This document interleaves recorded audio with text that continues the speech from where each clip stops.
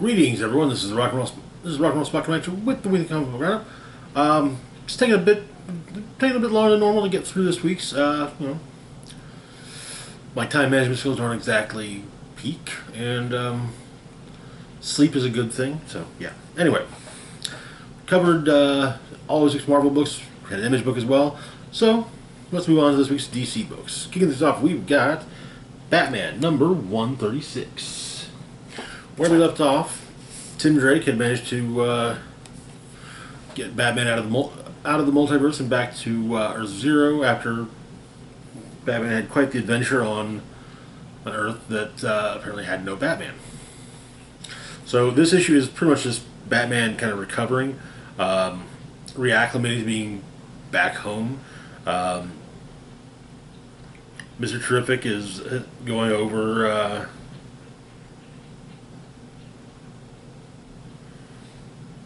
Is examining Batman, and apparently there's still some residual multiversal energy, which Bat says will dissipate with time. His new prosthetic hand is mentioned but not mentioned.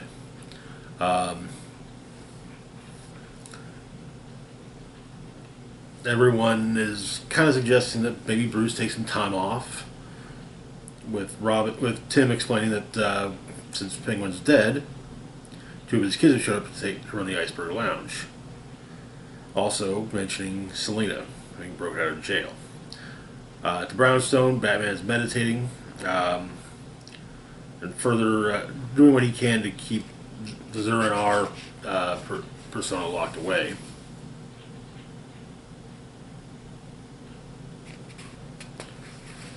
I get the feeling Zur-En-Arrh is going to be a bit of a problem as time goes on. So it turns out that the Cobblepot kids are running satellite gambling rooms for whales who don't want to be seen at the Iceberg Lounge. One such room is being run in the Orgam Hotel. So Batman shows up. Bust some heads. Apparently, Penguin's son is actually a bit tougher than Batman thought, and to the point where Batman actually utilizes his prosthetic hand to break dude's hand.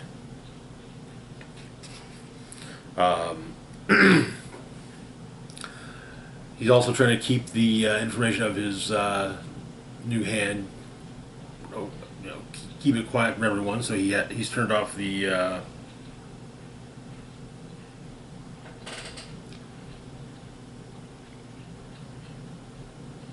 some of the monitors in his suit.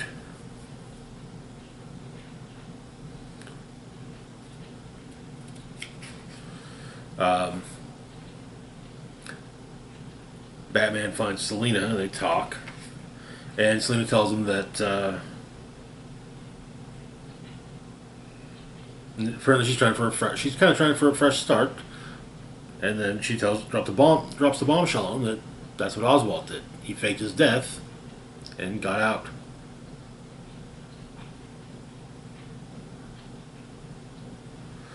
He tells her about the whole failsafe thing. That a big robot he created and kept from himself. He also explains that he adds that, and she does rightfully say, "Wow, you're keeping secrets from yourself, and you're getting on to me about keeping secrets from you." Okay.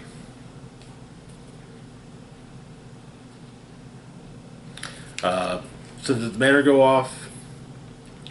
Batman goes into the manor, looks into the to Zur-En-Arrh's cave, returns to then goes upstairs. The kids are making breakfast. Tim, Stephanie, Cass, Duke, Damian, Jason, even Babs and Dick. And so the Bat family has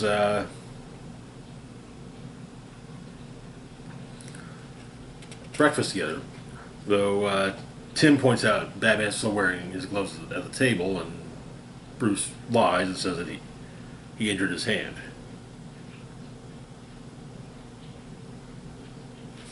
But the entire reason was that no one was really, that Bruce wasn't really responding to any of them. But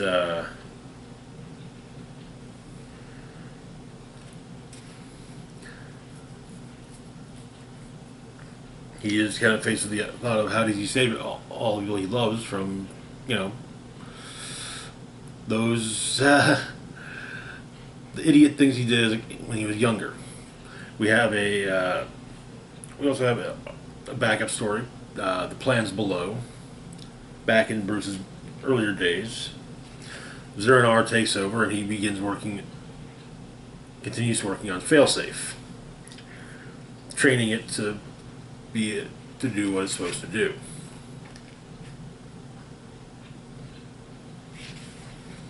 Updating as necessary, and then Bruce regains control of his faculties, and he's going over the case he was looking into. Calendar Man and Riddler. And that is where the issue ends. So apparently, the Zero-N-R persona aspect, I guess, of Batman is going to be a major. Looks like it will be a major point during over Zdarsky's run, and that's cool. Even if it's different, the way I generally know Batman and Zero-N-R is from when he appeared during Grant Morrison's run. This is a different I would say it's. Saying just different is putting it lightly. I think the way that Morrison used Zero-N-R, it worked with basically Batman having a backup human operating system to take over if need be. But of course, there will be more to that backup than seen in just a singular story. So yeah, makes sense. It's interesting to see the concept of Zero-N-R being, at this point, detrimental to Batman. Moving on, though, to our next book, we've got Poison Ivy number 13. Where we left off, Ivy's back in Gotham, back with Harley. She's kind of happy about that, too. But she's going to get reacquaint herself with Gotham while the night creatures are asleep, as she puts it. Plus, plants need morning light. And Harley asks Ivy to grab coffee and bananas. They're out. She touches base with Selena briefly.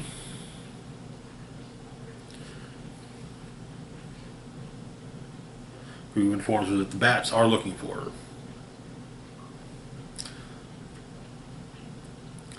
And, in fact, she catches sight of potentially one and leads him to, it's Batman, in fact, leads Batman to Robinson Park. Two of them talk with kind of a, very much a stay out of my way, I'll stay out of yours type. Basically Batman saying, don't give me a reason to go after it, I won't.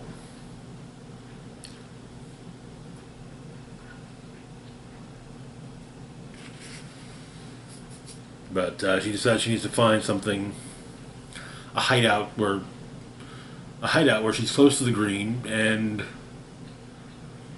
well, somewhere that also maybe, like, if she needs to lay low and potentially away from Harley, well, she has that. She finds a hunting lodge in Slaughter Swamp. Almost everything in the place is covered in a layer of mildew and dust, except for a sandwich. Because Killer Croc's been living there. So, Croc and Ivy opt to work together. Or not as much work together, so much as Ivy gets the hunting lodge, and Croc gets and basically Ivy does what she can to take care of some of the issues that Croc sees with the city, namely that apparently Lex Luthor is building luxury condos downtown. Ivy joins the. Ivy appears as one of the landscapers, going into the building where she finds a dead. I think it's the foreman, dead with a flower growing out of his face.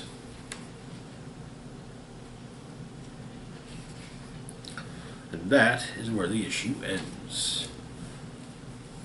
Honestly, this has been a really great series so far, and this had one thing that was really good with this particular issue was jumping between various artists to give various plot points in the issue the right feeling. Seeing Kelly Jones back was always great. Kelly Jones's work on Batman is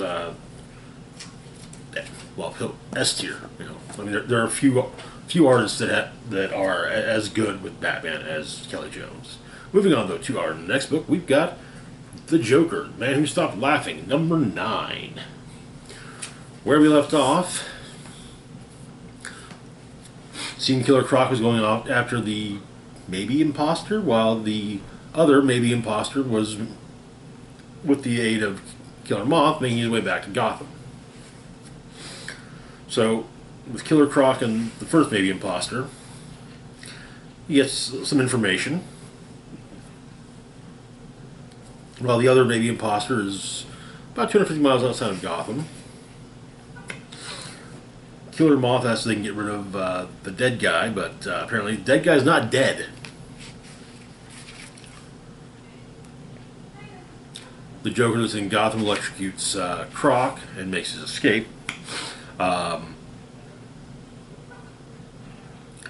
Then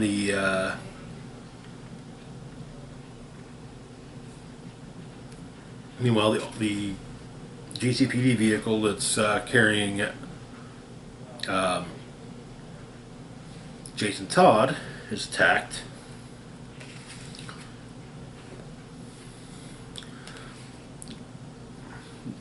In Chinatown, the Joker that's in Gotham basically utilizes ventriloquist and Scarface to get the word out that he's building an army to take care of the other Joker when he returns.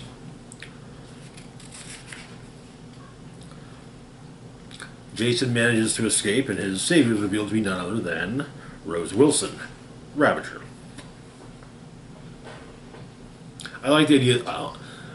Future State kind of brought up the concept of the two of them as a couple, and you know what? I actually kind of like that. On the docks, the potential Gotham Joker meets with those that Ventriloquist has gathered together.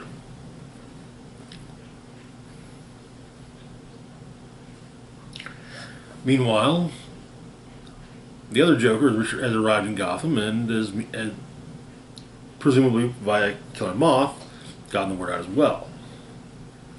The one that's returning the Joker has Clayface, Crazy Quill, Tweedledee and Tweedledum, KG Beast, Ratcatcher, I think that's Great White, Zaz, Mad Hatter, and Killer Moth. The other Joker, on the other hand, has, yeah, a gorilla, a clown enthusiast, and a 46-year-old guy who does kind of look harder than a coffin nail. Our backup story is A Clown is Born. So, opens with Batgirl holding Joker bound in rope over the Gotham River, but rope slips, ends up in the water. Gordon refuses to have Batgirl arrested. No body, no crime. However, Gordon keeps on jumping at anything, thinking that, oh, this is Joker. but everyone says he's dead. A body turns up. Fluid in the lungs. It's clearly the Joker, but he's dead. Mayor insists on Gordon's. Tries to get Gordon to back off and reconsider all this the Joker stuff, or resign, and so Gordon resigns, but he's still tracking the whole thing, going after circuses, running into Gaggy even. After shooting Gaggy, well,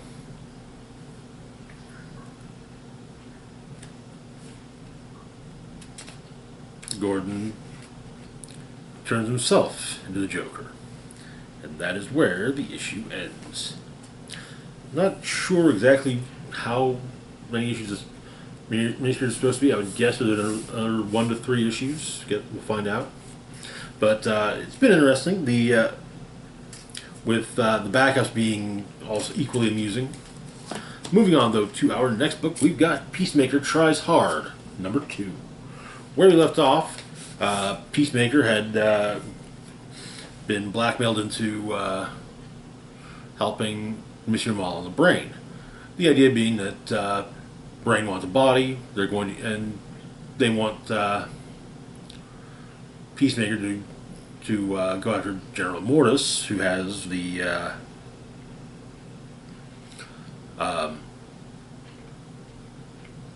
genetic material that the Brain wants to use to make his body. That of Slade Wilson. But Maul's going to go with him. And they have Peacemaker's dog, Bruce Wayne, held prisoner as collateral. Basically, as encouragement.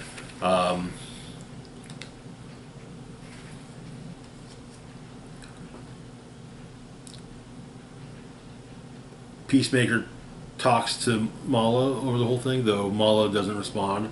And when he does, he generally only in French. But for this mission, Peacemaker's trying to figure out which helmets to use, or which to bring. Opting to, among others, bring the fuck beam. Yes, that's actually it. But Mala turns up the radio in Peacemaker's car. They get to Immortus's base and go in, and apparently they've got the base is under construction, with the demolition team finishing everything up. Demolition team is a supervillain construction team, evil laborers but good union folk. Their dues are always up to date. But of course, one of the guys is a little lax about wearing a hard hat, which leads him taking a bullet to the head.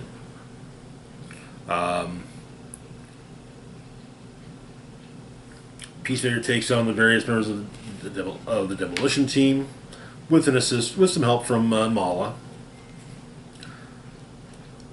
They get into General Mortis's vault, and Immortus is taken out. Well, at least taken down. And it seems that there's a small hair sample. That's the DNA sample they have of Slade, which Peacemaker gives to Mala. Peacemaker also saves one of the cats that was going to be used to test one of the booby traps in the hideout. However, it was all a ruse. Mala shoots Peacemaker, leaving for dead. Takes the sample to Brain, and apparently Brain is not going to release Bruce Wayne, as well. He's grown rather fond of the dog, and looks forward to petting him as soon as he has hands again. And that is where the issue ends. I'm digging this book. I know there are some there's an argument to be made that Peacemaker, the way Peacemaker was portrayed in the Suicide Squad and the subsequent Peacemaker show may have been detrimental to may have been against types of the character, but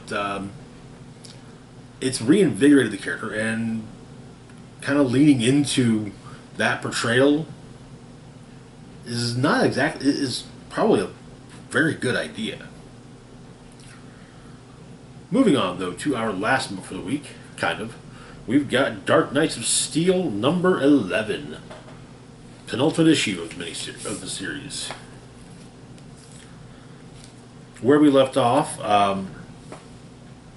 it was revealed to the Three Kingdoms that they've been manipulated by White Martians. However, the last Green Martian has been trying to help things in the form of Alfred. So we open with Lois, Harley, and John Constantine all in a room together, trying to figure out. One, Constantine realizing that he was manipulated, and so yeah. Elsewhere, Bruce informs Cal that they're brothers. Cal saying, I've always thought of you as a brother. Now it's just now you really are. And also, Bruce tells Cal about kryptonite, which the White Martians are trying to craft into weapons.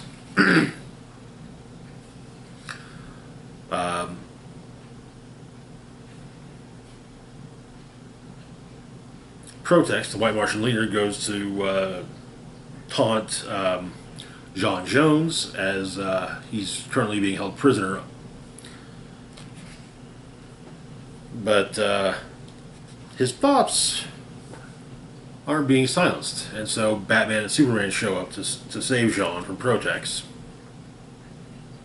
And the decision is made to free Jean.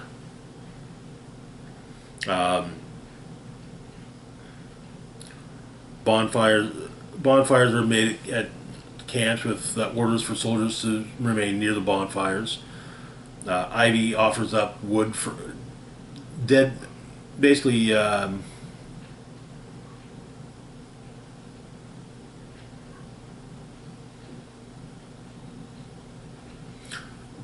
Deadwood from Hob Forest for the bonfires.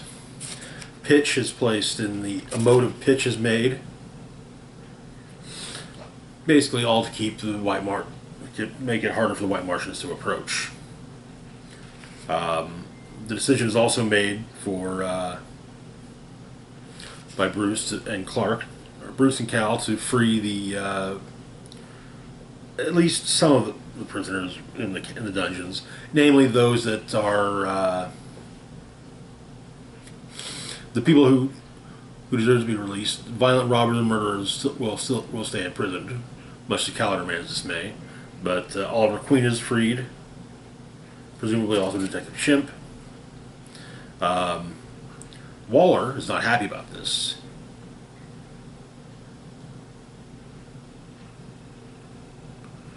And the Queen sides with Bruce and Harley on this matter. And basically, the other, these other three kingdoms are now the three kingdoms are now allied, whether Waller likes it or not. However, also the elves return to where their ship crashed and take some components from the ship and make a Phantom Zone projector. Meanwhile, Waller goes to speak with Protex. Yeah, they've been working together. This is my shocked face. Waller can't be trusted? Oh no. I'm shocked. So shocked. You can see I'm shocked. See my face. This is what it looks like when someone is this shocked.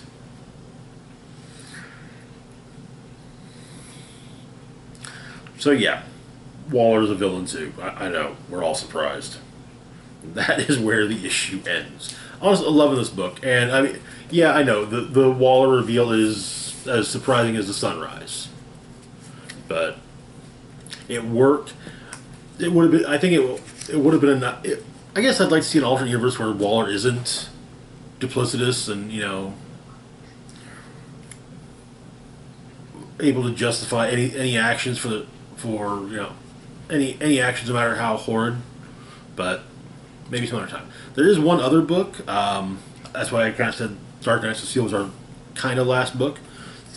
Joker Uncovered. This is a one shot. It just collects the various covers from James Tynion IV's Joker series, as well as the covers so far from Man Who Stopped Laughing. It's there's a few bits of narration, but yeah, it's largely just the covers. Anyway, that's going to do it for now. As always, feel free to like, share, and subscribe. Links to my Facebook, Twitter, Patreon, and PayPal can be found in the description box down below. This is Rock and Roll Spock signing off, saying, live long and rock hard.